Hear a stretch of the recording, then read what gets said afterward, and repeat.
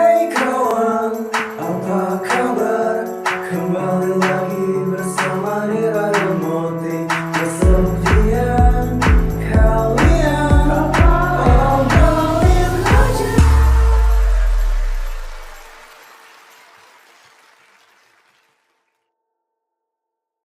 Halo Sobat Nadir, balik lagi ke Nadir Podcast. Gue Rira. Gue Moti. Episode kita hari ini kita akan membahas tentang fangirling dari pengalaman para narasumber. Iya gak sih? Ya nih, langsung aja kita simak kali ya cuplikannya. Oke. Kenapa? Emang apa yang lo lakukan di hal ini, di fangirling ini gitu? Apa ya, kayak gue merasa kayak gue awalnya tuh gue nggak tahu kayak gue kenapa bisa kayak sampai sengefans ini. Sebenarnya gue tuh juga nggak tahu gitu. Tapi gue nyadar pada saat kayak gue scrolling TikTok yang sekarang FYP gue isinya mereka semua. Gue selama 2 jam tuh gue bener-bener kayak nggak ada di tempat ini, ngerti nggak? Kayak gue kayak oh ternyata ini loh rasanya kayak merhatiin sesuatu yang lo tuh nggak sadar kalau lo tuh suka banget sama nih hal gitu, hal ini gitu. Tapi kayak gue baru nyadarnya pas gue bisa duduk diem 2 jam nggak ngapa-ngapain cuma ngeliatin mereka, kayak berarti gue emang bener-bener tertarik sama mereka ya gitu. Sampai akhirnya gue dalami. Oke. Zodiak semua personil, moon sign semua personil, sampai akhirnya gue kayak Wow, jadi di cuplikan pertama ini kita langsung di episode pertama kita ya. Oh iya, Yaitu- episode pertama banget, perdana. Siapa nih? Agatha Priscilla. Asik. Jadi kalau menurut lo Apa nih tuh? dari kata-katanya Kak Prisi tadi, Hmm, gimana nih tentang fangirling? tentang fangirling. Kalau- Kalau menurut lo gimana? Kalau dari gue ya kayak Kalau fangirl juga betul. nih. Ya. Kayak gimana sampai bisa mendalami bisa 2 jam tuh benar-benar nggak tahu. Dia benar-benar kayak fokus ke Iya.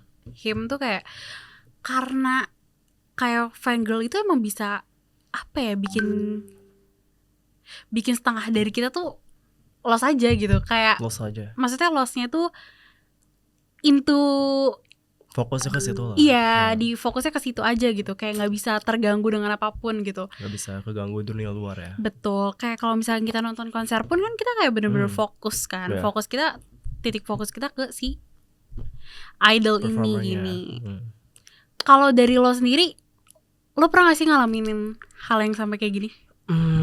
Kalau gue sendiri pernah sih, paling di saat gue baru nemu band baru gitu atau musisi baru, terus gue langsung suka setelah nonton video mereka live atau dengerin lagunya gitu. Jadi otomatis gue langsung suka. Akhirnya gue dengerin juga lagu-lagu yang lain, nonton juga performance mereka yang lain gitu kan. Akhirnya bisa ya sampai 2 jam mungkin pernah juga sih. Karena itu awalnya cuma iseng-iseng doang kan, akhirnya nemu. Tapi lo ngepoinnya sampai Apa ke tuh? zodiak gitu-gitu gak? Kalau ke situ enggak sih, enggak sampai situ. Nggak nyampe situ, tapi Iya. kayak mungkin lebih ke lirik Mungkin cuma- lagunya gitu-gitu ya. Ya lirik lagu, biodata. Kalau misalnya band itu biodata membernya mungkin ya. Iya, Siapa aja sekedar gitu. itu ya. Sekedar itu sih. Tapi kayak lo bisa gak sih bener-bener fokus ke dia doang gitu? Enggak sih. Nggak sampai yang segitu. Belum pernah sampai segitunya gua. Coba terus boleh lagi diulang mungkin, kayak gue pengen denger lagi deh. Yang mana? Karena ini Play lagi atau iya dari menit ke 9. Kenapa? Emang apa yang lo lakukan di hal ini, di fangirling ini gitu? apa ya, kayak gue merasa kayak gue awalnya tuh gue nggak tahu kayak gue kenapa bisa kayak sampai sengefans ini. Sebenarnya gue tuh juga nggak tahu gitu. Tapi gue nyadar pada saat kayak gue scrolling TikTok yang sekarang FYP gue isinya mereka semua.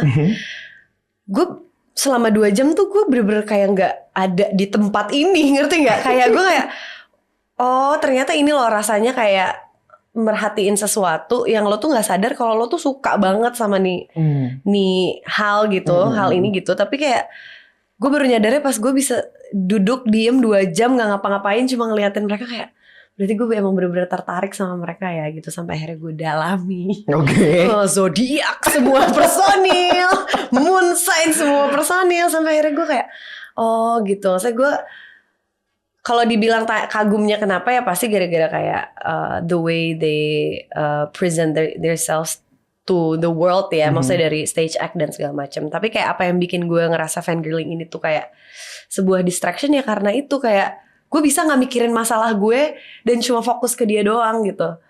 Kayak kalau misalnya gue sama teman-teman gue gitu, kadang kan gue masih bisa kepikiran kayak, apalagi kalau lagi gosip ya, kayak ngomongin masalah gue dan segala macam gitu. I need some time alone gitu. Alone itu bener-bener gue ngerasa kayak oke, ini alone yang gue suka gitu. Kayak gue mau sendirian, gue mau gak diganggu. Gue nonton TikTok atau nonton video mereka atau lagi merhatiin mereka, gak diganggu sama orang lain gitu. Oke. Di sini kan Kak Prissy ngomong bahwa dia tuh bisa sendiri, bisa ngerasa maksudnya kesepian yang baik karena dia nge-fangirl kan. Kalau menurut tanggapan lo gimana? Wajar kah? Bisa gak apa-apa gitu sendiri karena fangirl. Bagus sih menurut gue, karena ya jadi gak ngerasa kesepian kan dengan adanya fangirling itu. Berarti apa ya, distract-nya ke fangirl itu bukan suatu hal yang buruk juga kan? Enggak dong. Berarti ada positifnya juga kan? Karena kan dari beberapa hal juga mungkin bisa dibilang fangirl bisa jadi positif. Bisa jadi positif dan bisa jadi negatif kan sih? Mungkin kalau misalnya kerjaan jadi nggak selesai karena iya nge-fangirling gitu. Itu yang negatifnya. Contohnya, kalau menurut lo?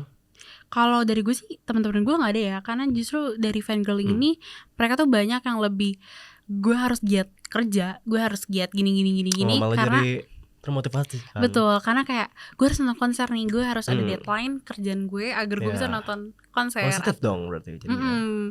Kayak mungkin yang gue kenal beberapa banyak kan lebih ke positif ya kalau nanggepinnya. Tapi ada juga beberapa yang kayak lebih ke yaudah nonton dulu lah daripada ngerjain sesuatu. Ada yang kayak gitu, ada tapi juga pasti. Kayak yang gue lihat K-popers dari gue K-popers ya itu lebih banyak yang termotivasi gitu. Berarti lebih banyak yang positif ya? Iya. Oke, kita kayaknya langsung next ke video selanjutnya gak sih? Kita punya Kak Ansi ya. Boleh. Sebagai fangirl, tapi fangirlnya apa? Dia lebih ke Britpop gitu. Britpop. Aku juga kurang tahu, tapi Moti paham. Jadi kita langsung simak. Morrissey tuh aku ke bandara waktu terakhir itu. Aku nungguin di hotel apa tuh namanya yang di Senayan, Fairmont. Terus dan selalu kayak kita tuh nemuin orang yang juga suka. Terus kayak lu juga nungguin ya gitu, yang kayak gitu. Terus end up jadi temenan sampai sekarang gitu. Jadi kayak seru aja sih. Terus kalau aku yang paling memorable yang baru The Strokes, aku ketemu beneran langsung di bandara Singapura. Jadi kan The Strokes main di With The Fest. Aku nonton, terus karena aku ya pendek ya, Frodo Baggins gitu, jadi kayak pendek selalu nggak kelihatan. Aku selalu di depan, cuman nggak, ya orang-orang pasti lebih tinggi lah gitu. Terus aku kayak untungnya emang udah beli di Singapura waktu itu, karena kan aku dulu kuliah di Singapura, jadi bisa nginep rumah temen lah gitu, mikirnya gitu kan. Terus ternyata karena kemarin ada huru-hara, aku nggak tahu kalian tahu apa nggak, pokoknya ada huru-hara, mereka akhirnya nggak bisa main di festival di Malaysia. Mereka baik banget, mereka nambah 1 hari lagi di Singapura. Jadi yang harusnya di Singapura 1 hari doang jadi 2 hari. Jadi untuk orang-orang Malaysia lo bisa datang ke hari keduanya gitu. Terus aku kan jadi kayak agak aduh gimana ya, apa beli lagi. Tapi aku tuh nggak beli tuh. Sampai akhirnya aku kayak gue harus beli lagi nih. Udah beli, akhirnya beli terus nonton lagi. Jadi aku nonton 3 kali kemarin. Terus pas hari terakhirnya aku pulang nyoba-nyoba aja sih, nyoba-nyoba. Kan mereka abis ini ke Seoul, ke Korea kan. Terus aku nyari-nyari pesawat. Pas di airport kayak cari ada lagi gitu kan. Terus yaudah deh tungguin aja di boarding yang kalau misalnya kita mau masuk ke boarding gate gitulah. Jadi kan kalau pakai Singapore Airlines tuh aku panjang banget cerita nggak apa-apa. Nggak apa-apa. Boarding gate-nya tuh kalau masuk tuh kayak rame semua Singapore Airlines tuh semuanya di situ lah gitu. Jadi kayaknya sih pasti lewat sini. Mungkin nggak mungkin yang kalaupun first class tetap harus lewat situ gitu loh.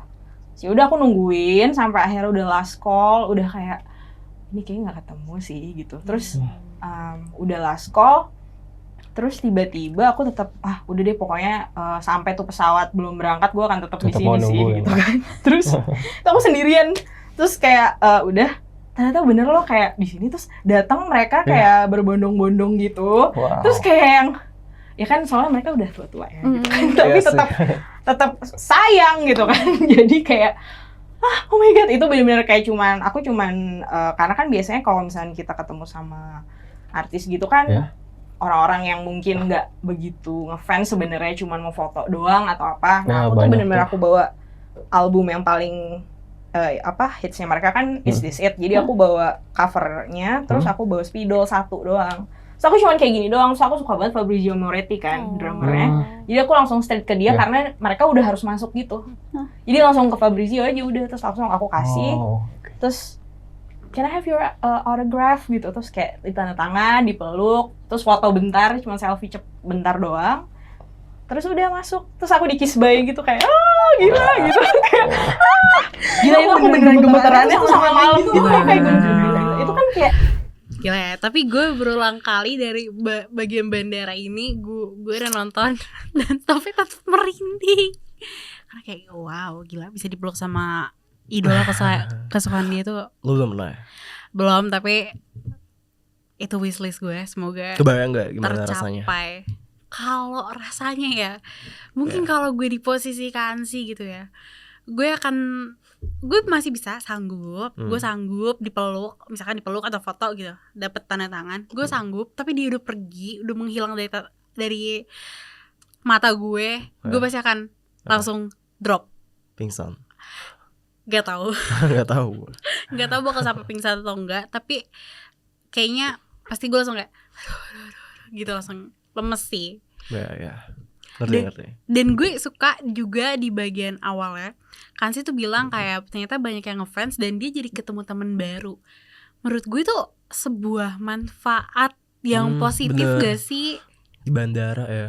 Iya. Ketemu strangers gitu akhirnya sama temenan. yang di hotel juga kan ketemu kan sama teman-teman baru. Menurut gue itu positif karena kita juga dapat relasi baru gak sih? Relasi. Tapi kalau misalkan lo sebagai fanboy gitu ya, Mot, lo akan ini gak sih kayak apa? Nyari hotelnya mungkin atau sampai ke bandara kira-kira? Enggak sih, kalau gue tuh cukup sekedar suka aja gitu. Nggak mungkin sampai gue datengin gitu. Mungkin kalau konser ya masih biasa ya. Masih kayak nonton lah gitu ya. Selagi bisa pasti nonton. Tapi kalau misalkan sampai ke bandara, enggak sih. Oke. Kalau lo mungkin? Mungkin banget selagi gue ada waktu pasti gue akan. Kenapa bisa sampai segitu ya? Karena kayak cuma orang-orang tertentu yang bisa kayak gitu loh, paham gak sih, Mot? Maksudnya selagi bisa dikejar kenapa enggak? Oh iya. Kayak banyak banget orang-orang yang sebenarnya gak ngefans tapi justru mereka yang lebih beruntung untuk ketemu sama idol-idol kesukaan gue. Iya. Ada beberapa kali kayak di VT gitu, entah di TikTok atau di Instagram, gue tuh kayak bukan iri ya, gue sedih aja gitu kayak kenapa gue belum seberuntung kalau mereka nggak ngefans ya, tapi gampang banget ketemunya kayaknya. Betul. Tapi gak apa-apa, kayak mungkin belum waktunya. See you. Kalau dari lo apa? Kan sini fangirlingnya udah ini juga gak sih, kayak fangirl banget atau masih biasa aja kalau menurut lo dari waktu kita syuting waktu itu? Udah dong. Udah dia banget kan, ya. Dari cerita dia itu udah banget lah menurut gua. Udah lama juga sampai, kan. Sampai disamperin gitu, ngoleksi semua albumnya, merchandise-nya. Tapi kalau dari lo sendiri, apa? Dari lihat pengalaman Kan sini, menurut lo ada gak sih yang mungkin negatif? Negatif? Gak ada sih. Kayak masih termasuk positif kan ya. Karena sebatas fans yang gak sampai ganggu lah. Iya, mengganggu. Jadi kalau menurut lo lagu yang paling lo suka dari The Smiths ini apa? Kalau menurut gue Dari gue ya maksudnya. Ini sih yang judulnya Heaven Knows I'm Miserable Now. Itu tentang apa sih? Itu tentang apa ya? Lu mau denger lagunya? Gak, gue lebih pengen lo ringkas dikit aja. Karena kita mau denger juga nih, Kak Ansi tuh suka lagu The Smiths atau lagu apa nih? Kalau gue sendiri suka itu bukan karena lagunya tentang apa sih, tapi karena ada kenangannya. Oh, Ya. berarti lagu itu sangat don't cry. Berarti Apa? lagu itu Sangat sangat apa? ada ini ya, ada kenangan manisnya tersendiri ya. Banget. Oke, mantap. Oke, kita lihat kan sih suka lagu apa ya? Oke. Kalau The Strokes tuh ada di Room on Fire, ada yang judulnya I Can't Win. Ya. Nah itu kayak ya tentang kayak mereka kayaknya kalau aku baca-baca tuh tentang waktu mereka album pertama itu kan hits banget tuh sampai UK, bener-bener kayak waktu itu pecah banget lah gitu. Terus pada saat Room on Fire kayak mereka tuh ada pressure untuk mungkin pressure dari semua pihak untuk bikin album kedua itu tuh hits juga gitu. Sampai akhirnya kayaknya lagu I Can't Win itu tentang kayak kegagalan gitu sih. Jadi kayak mau gue ngapain kayak gue gagal terus gitu. Nah itu tuh kayak kalau misalnya lagi habis gagal atau apa, rejected atau apa gitu tuh denger lagu itu kayak oh ya mereka juga ngerasain itu kok gitu, ada gitunya sih. Jadi kayak paling relate lagu itu sih gitu. Gitu Ra. Selain itu ini Kak, pernah gak sih ada momen yang benar-benar sepi banget terus si The Strokes ini ngebantu banget Kakak lah buat feel less alone gitu? Saat kapan itu Kak? Kayaknya banyak banget ya, kayaknya nggak The Strokes doang sih, kayaknya banyak sih. Oh iya nggak apa-apa, yang lain juga. Kayak kalau particularly apa ya? Kayak saking banyaknya sampai nggak tahu gitu loh. Tahu nggak sih kayak? Paham. Bingung. Apa ya? Bentar. Berarti lagu The Strokes ini benar-benar relate ke Kak Ansi gitu. Iya. Nah, terus juga Kak Ansi sempat bikinin baju gitu nggak sih buat anjingnya idolnya itu? Bener. Itu juga menurut gue ya, kalau dari gue sendiri melihat itu bener-bener effortnya nggak main-main. Iya gak sih? Iya dong. Kayak baju dia buat anjing. betul, dia nggak cuma mencintai idolnya tapi di sekitaran idol ya. Iya. Kalau dari tanggapan lo gimana? Kalau misalkan lo jadi fans, lo nggak ngelakuin itu nggak? Gua kayaknya enggak sih, nggak bakal sampai segitunya. Kenapa? Karena yang tadi gue bilang, kalau iya. misalnya gue suka sama buah band atau musisi, ya udah sewajarnya aja lah gitu. Oh, sewajarnya aja. Kayak entah kenapa ya tiba-tiba gue kayak kepikiran. Apa? Apakah mungkin fan girl dan fanboy kayak lebih banyak fan girl nggak sih sekarang? Iya. Mungkin kita bisa kasih kesimpulannya di akhir ya kenapa? Oke. Kita lanjut nonton episode siapa lagi nih? Oke. Lanjut ya. Iya. Kayaknya kita harus ngeliat episode Kadita lagi gak sih? Kadita, oke. Iya. Langsung kita simak. Daripada kayak gini terus, kayaknya aku butuh sesuatu yang bikin aku lebih happy gitu kan. Terus ternyata salah satunya tuh tadi drakoran gitu kan. Terus fangirling, oh ternyata aku happy nih dengan kayak gini gitu. Dengan aku melihat hal yang fun gitu, itu bikin aku lebih happy daripada lebih jadi lebih senang, lebih tenang gitu kan. Udah nggak sedih-sedih lagi gitu. Jadi ya itu sih cara istilahnya pelarian gitu ya, kaburnya kemana ke situ. Dari gitu. pola pikir juga ya. Iya, berarti. Wow. Kalau dari Kadita nih, fangirling dan drakoran itu untuk coping mechanism. Iya. Untuk mengalihkan rasa sepi, sedih, kecewa, apapun itulah. Wow. Apa? Gue mungkin banyak juga kayaknya rata-rata fangirl itu ke situ gak sih? Apa tuh? Karena mereka ngerasa kesepian dan Iya dong, sama kayak Kak Priscil tadi kan. iya. Dan kalau nggak salah Kak Ansi juga nge-fangirl untuk ngisi hari-harinya dia kan. Kalau dari lo nih, dari beberapa video yang tadi, menurut lo ada apa sih alasan mereka bisa jadi fangirling? Yang pasti karena mereka suka ya. Sukanya Dan- dalam apa? Arti apa? Suka sama apa yang mereka sukain. Apa sih bahasanya?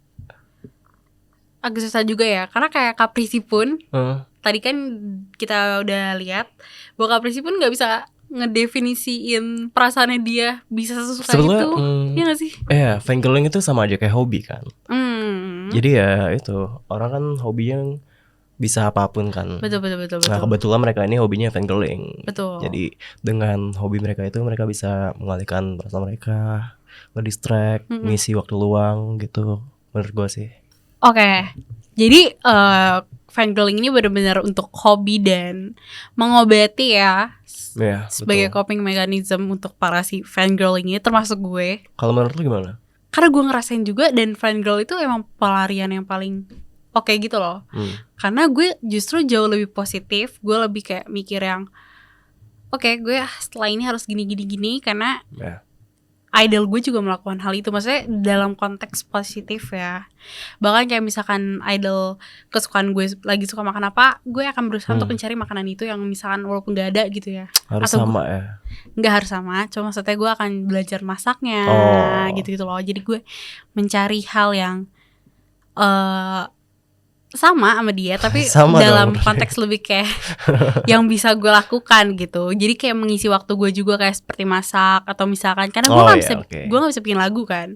Gue nggak bisa bikin lagu, jadi gue cuma bisa kayak dengerin lagu dan gue kayak oke, lagu ini tuh kayaknya tentang ini deh, kalau maksudnya dia nih temanya gini. Oh kayaknya gue suka di bagian sini karena liriknya gitu. Jadi gue mengupas si lagu tersebut gitu. Walaupun nanti ujung-ujungnya gue ngobrolnya cuma ke teman-teman sekitar gue yang fangirl, tapi itu bener-bener sangat amat menjadi coping mechanism buat gue. Mantap. Lanjut aja gak sih? Ada lagi? Ada dong. Kita banyak banget ya. Karena teman-teman Sobat Nadir nih banyak banget yang fangirling. Mungkin ini bisa dibilang lebay kali ya sama para penonton dari Sobat Nadir. Tapi aku biasanya justru numpahin itu dengan nge-fangirling. Kalau nge-fangirling cuman dibilang kayak sekedar dengerin lagu, nge-cheer opa-opa Korea kita, aku jauh di atas itu. Aku biasanya numpahin emosi aku dengerin lagu mereka. Kadang lagu mereka tuh kayak relate banget. Dan itu tuh bikin aku tenang kayak, oh iya, aku seharusnya bisa bertahan, aku harusnya nggak seperti ini, aku bisa lebih baik daripada ini, atau kayak afirmasi lainnya kayak aku, ini bukan salah aku, ini semua udah kehendak takdir. Wow, oke. Kalau dari Kak Chelsea ini berarti sama juga kan sama yang sebelum-sebelumnya. Sebagai coping mechanism. Jadi ternyata fangirl itu bisa jadi coping mechanism, bisa jadi hobi juga. Dan alasannya karena relate sama kehidupan kita, karya-karyanya. Betul. Kayak banyak karya-karya idol, entah itu K-pop, entah itu apapun Britpop, itulah. apapun itu idol. Semuanya. Itu kayak apa ya, relate lagunya dengan kehidupan kita, liriknya. Terus kayak pesan tersiratnya juga bener-bener berasa di kita. Jadi tuh kayak bikin orang-orang jadi terjun ke dalamnya gak sih? Itu yang bikin orang-orang jadi kepo buat semakin menggali ya soal tentang idolnya. Betul. Oh ya, ada satu video lagi itu dari Kasinta. Kasinta juga seorang K-popers yang K-popers itu kalau kata dia K-popers paling terakhir plus K-popersnya turun-menurun. Maksudnya gimana tuh? Jadi langsung gak sih kita nonton? Gimana sih Kak, kenapa bisa awalnya jadi fangirling tuh gimana? Wah, ini gue sedikit cerita kali boleh ya? Boleh. Jadi gue tuh sebenarnya adalah seorang fangirl terakhir di keluarga gue. Jadi kayak nyokap gue seorang fangirl duluan, she loves SHINee, Taemin. Terus kakak perempuannya juga super suka SHINee, Jonghyun. Ada yang nyokap gue ARMY, suka BTS, dan oma gue is a fan of EXO. Jadi kayak gue lah orang yang dulunya kayak kenapa ya mereka suka banget sama K-pop gitu. Dan dulu ya kita pernah ada masalah, gue dan keluarga inti gue pernah menghadapi satu masalah keluarga. Dan gue lihat itu sedikit mungkin membuat nyokap gue down kali ya, gue bilangnya gitu. Mungkin gue gak bisa ceritain detail, tapi intinya nyokap gue itu down. Dan gue kembali melihat dia tersenyum itu saat dia nonton Taemin gitu. Misalnya dia menemukan Taemin dan SHINee di hidupnya. Dan di situ adalah detik dimana gue ngerasa kayak oh kata-kata music can save your life or idol can save your life tuh nggak cuma omong kosong gitu. Karena gue lihat langsung gimana nyokap gue yang tadinya udah kayak down parah balik jadi orang yang tertawa lagi gitu, simply karena konten seorang idol, which is kayak wow, S5 untuk marketing para idol ini gitu. Kak Sinta itu punya mama dan orang tuanya kalau nggak salah omanya tuh tantenya gitu suka juga sama K-pop, jadi dia tuh generasi paling terakhir. Nyokapnya tuh suka SHINee, Super Junior gitu-gitu loh. Dan Kak Sinta tuh terinspirasi jadi K-popers itu karena dia ngelihat pada saat ibunya lagi terkena masalah yang mungkin berat untuk dia, ibunya tuh bisa lupa seketika sama masalah itu karena nonton SHINee. Karena fangirling atau? Karena sambil fangirling itu dia bisa sejenak untuk melupakan segala hal masalahnya. Menurut gue itu kayak bukan hanya coping mechanism, tapi kayak bener-bener bisa jadi pemecah masalah juga gak sih pada saat di posisi kita lagi di titik terendah. Iya betul sih. Iya kan. Tapi asal jangan sampai lari aja dari masalahnya. Iya. Masalahnya nggak selesai. Betul. Ya, itu contoh yang negatif ya. Itu contoh yang negatif, betul.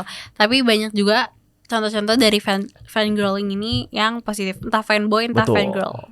Oke, kesimpulan dari fangirling ini menurut lo gimana, Mar? Kesimpulannya menurut gue ya, itu sih alasannya mereka fangirling karena pertama relate, terus itu bisa jadi cara metode buat mengalihkan perasaan apapun itu sih.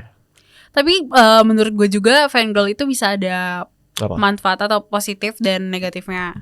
Positifnya dari yang gue lihat ya, dari segala banyaknya narsum yang ternyata ngefangirl, itu pertama positifnya mereka jadi termotivasi. Betul.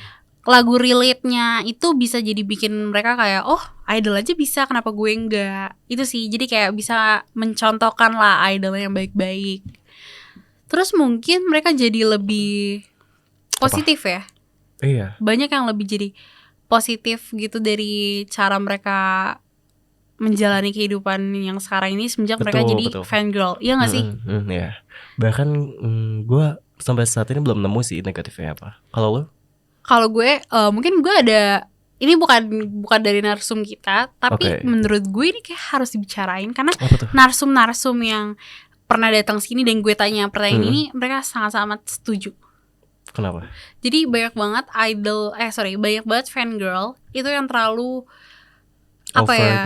over sampai mereka tuh bener-bener masuk ke dalam kayak urusan pribadi si idol tersebut. Oh iya. Jadi contohnya apa? Ada satu kejadian, gue gak bisa sebutin nama idolnya atau agensinya atau fansnya sama sekali. Cuma fans ini si idol ini gak sengaja, bukan kesengaja, idol ini punya hubungan spesial dengan salah satu aktor.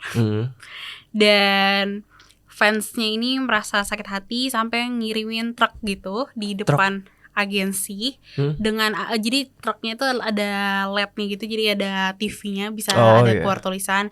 Di situ fansnya nyuruh si idol ini untuk minta maaf ke dia karena dia merasa sakit hati. Bahkan dia bilang kayak menurut gue itu kayak sebuah ancaman kayak kalau sampai lo nggak minta maaf, kursi di konser lo dan album lo nggak akan ada yang beli gitu loh istilahnya. Paham sih, akan kosong gitu. Menurut gue itu udah termasuk negatif karena bukan cuma kita doang yang butuh bahagia gak sih? Idol juga punya perasaan, mereka juga punya kehidupan pribadi mereka masing-masing. Betul. Dan menurut gue kalau sampai nguliknya sampai kayak gitu, menurut gue sendiri akan sakit sih. Iya. Apalagi nggak ada hubungannya sama kita kan. Betul. Sebetulnya.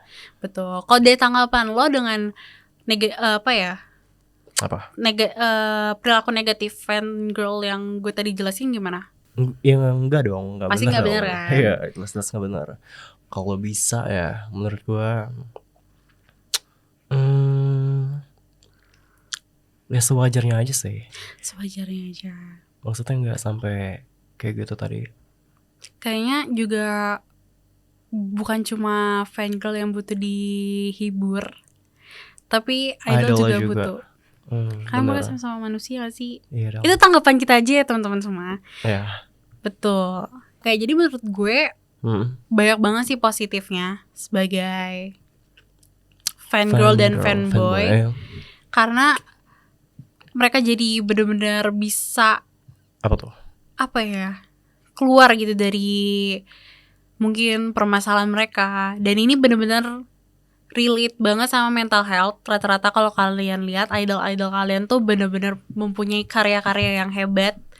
Itu juga Bantu banget lah. ngebantu banget untuk mental health kalian. Dan bener-bener ini gak sih, kayak ada koneksinya gitu dengan Betul banget. kesepian seperti yang Kak Sinta bilang.